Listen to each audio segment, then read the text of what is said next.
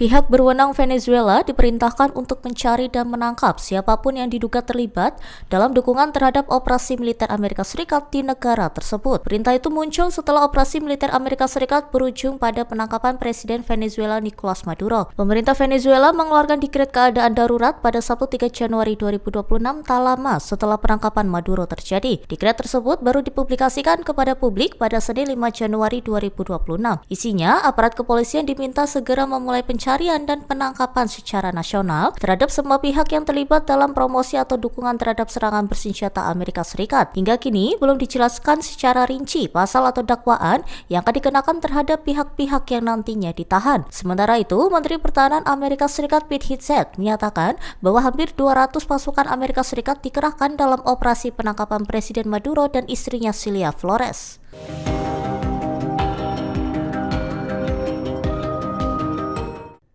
Presiden Amerika Serikat Donald Trump mengisyaratkan kemungkinan pengiriman kembali pasukan AS ke Venezuela tanpa melalui persetujuan Kongres.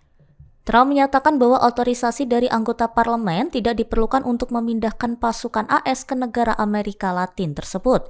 Pernyataan itu disampaikan Trump pada 5 Januari mengenai batas kewenangan eksekutif dalam keputusan militer. Meski demikian, Trump menegaskan bahwa Washington tidak sedang berada dalam kondisi perang dengan Caracas. Saat ditanya mengenai kemungkinan penyelenggaraan pemilihan umum di Venezuela, Trump menyebut hal tersebut belum dapat dilakukan dalam waktu dekat.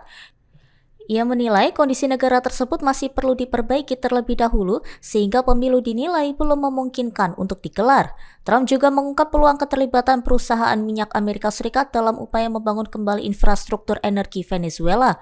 Menurutnya, proyek pemulihan sektor energi tersebut dapat diselesaikan dalam waktu relatif singkat. Sejak AS meluncurkan tekanan terhadap Venezuela, perusahaan-perusahaan minyak disebut mulai menilai peluang untuk mengambil peran dalam pengelolaan sumber daya negara tersebut. Menanggapi hal tersebut, pemerintah Venezuela mengumumkan mobilisasi penuh angkatan bersenjata di seluruh wilayah negara. Pemerintah setempat juga memberlakukan rezim militer sementara terhadap industri minyak dan sektor strategis lainnya.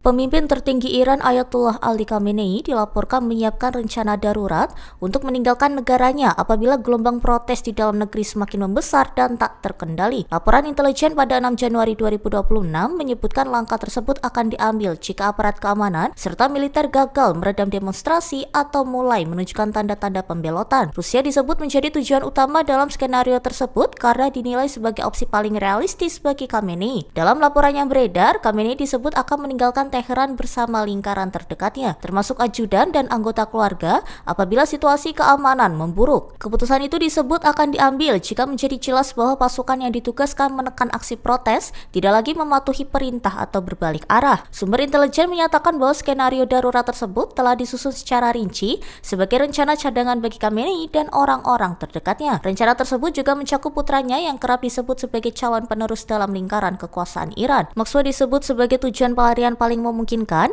karena hubungan personal dan kedekatan pandangan antara Khamenei dan kepemimpinan Rusia. Selain itu, pertimbangan kedekatan budaya dan politik turut disebut menjadi alasan Rusia dipilih sebagai tempat tujuan. Laporan intelijen juga menyebutkan adanya persiapan jalan keluar dari Teheran jika situasi dianggap memaksa untuk segera meninggalkan ibu kota. Download Tribun X sekarang, menghadirkan lokal menjadi Indonesia.